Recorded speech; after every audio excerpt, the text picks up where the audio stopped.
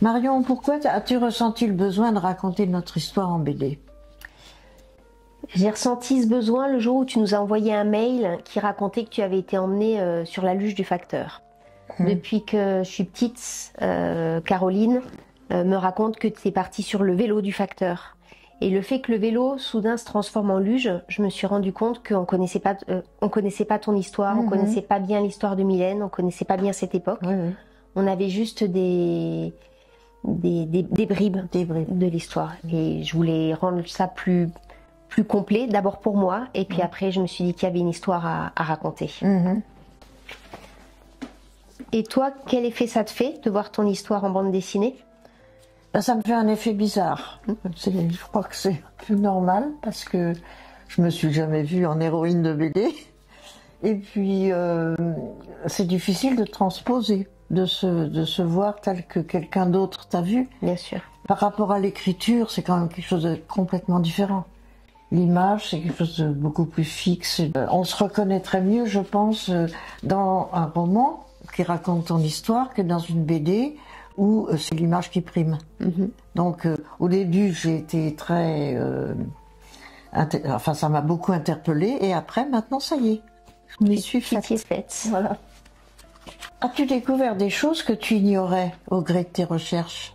J'ai découvert plein de choses. J'ai découvert toute l'histoire ou toute une partie de l'histoire. Et j'ai surtout découvert que chaque événement qu'il y avait eu dans la famille correspondait à un événement historique. C'est-à-dire que le jour de la rafle correspondait vraiment au moment où Aloïs Brunner a commencé les rafles dans la région. Que le jour où vous êtes parti en Suisse correspondait vraiment au moment où Mylène est partie à Drancy. Et comme ça, chaque morceau, chaque chose que je décortiquais de notre histoire familiale correspondait vraiment à la grande histoire.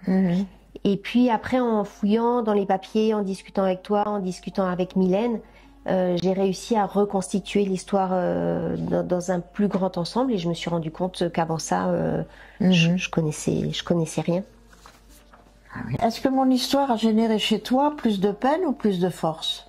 Eh bien, ni l'un ni l'autre. Ça a généré plus de connaissances, plus d'amour et d'attachement à ce que vous étiez à cette période. Et après, peut-être quand même de la force quand j'ai réfléchi à tous ces gens qui avaient eu des actes de bravoure vis-à-vis de vous et beaucoup de réflexion par rapport au réseau qui existait. C'est-à-dire que je me rendais pas compte à quel point ce réseau-là vous avez sauvé la vie à tous. Exactement. Et ça m'a interpellée sur l'époque et ça m'a de nouveau questionné sur qu'est-ce que j'aurais fait moi, qu'est-ce qu'on aurait fait nous, comment ça se serait passé si ça se passait maintenant, est-ce qu'on arriverait à reconstituer ce réseau de résistance, de passeurs, de gens qui prennent sur eux, de gens qui risquent leur vie pour les autres, et tout ça, ça m'a interrogée vraiment. Oui. Est-ce que tu ressens un devoir de transmission et de témoignage?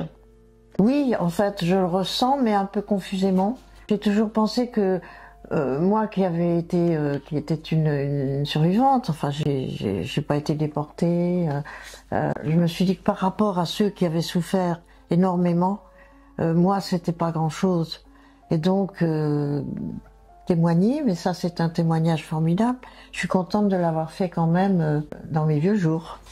Voilà ce que j'ai à dire. Et d'où te vient ce désir de transmission, ce désir d'engagement dont tu fais preuve dans tes livres? Quand ma mère m'a raconté cette histoire la première fois, en parlant de toi, je crois que j'avais 8 ans, 8 ou 9 ans. C'est-à-dire qu'elle m'a parlé, elle m'a dit, tu sais, quand à ton âge, Lisou, elle est partie avec le facteur pour prévenir les parents. Et je crois qu'à ce moment-là, ça a déjà créé un petit déclic. Et depuis, je me suis toujours interrogée, depuis l'âge de 8 ans. C'est-à-dire que je me suis dit, voilà, qu'est-ce que j'aurais fait? Est-ce que j'aurais fait comme Lisou? Est-ce que j'aurais couru assez vite? Comment j'aurais pu faire? J'ai passé beaucoup de temps à me poser ces questions enfant. Et puis quand je suis revenue, quand cette réflexion est revenue, adulte, et ben il y a l'enfant en moi qui a continué de parler. C'est-à-dire de me dire que j'étais enfant quand j'ai découvert cette histoire et que j'avais envie de faire découvrir cette histoire à des enfants pour que maintenant eux aussi se posent la question et se replongent dans cette histoire terrible de la guerre et s'interrogent. Qu'est-ce qu'ils feraient eux? Qu'est-ce qu'ils feraient maintenant? Comment ça se passerait? Est-ce qu'ils seraient des résistants? Est-ce qu'ils courraient vite? Est-ce qu'ils iraient prévenir leur famille, etc. Et je parle vraiment, dans cette BD, j'ai l'impression de vraiment parler avec mon émotion d'enfant de 8 ans quand j'ai découvert cette histoire pour la première fois, en pensant à toi quand tu avais 8 ans. Voilà, c'était... Qu'est-ce que tu n'as pas pu mettre dans ta bande dessinée et que tu aurais aimé raconter?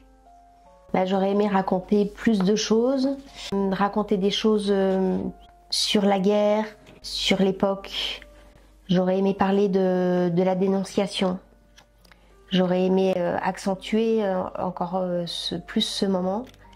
Mais dans la bande dessinée, on manque de mots. Et puis mon idée, c'était vraiment de prendre le point de vue, ton point de vue. Donc tout ce qui était en dehors de toi, de ce que tu voyais en tant qu'enfant, je ne le mettais pas. Et tu m'as beaucoup dit que tes parents te préservaient, que vous aviez peu de conversations là-dessus. Donc je voulais pas mettre de fausses conversations sur l'époque ou sur l'histoire. D'accord. Est-ce que tu as un message pour les enfants et les jeunes qui vont découvrir cette histoire pour la première fois? Le message, c'est que ils viennent me demander ce qu'ils n'ont pas compris et que je suis peut-être capable de leur expliquer, et puis de leur dire que qu'ils fassent attention, très attention, parce que ce qui m'est arrivé peut évidemment se reproduire, et donc qu'ils gardent leur esprit bien fort, bien critique, surtout qu'ils ne prêtent pas attention à tout ce qui pourrait fausser leur jugement. Donc je suis à leur disposition pour donner tous les renseignements qu'ils veulent.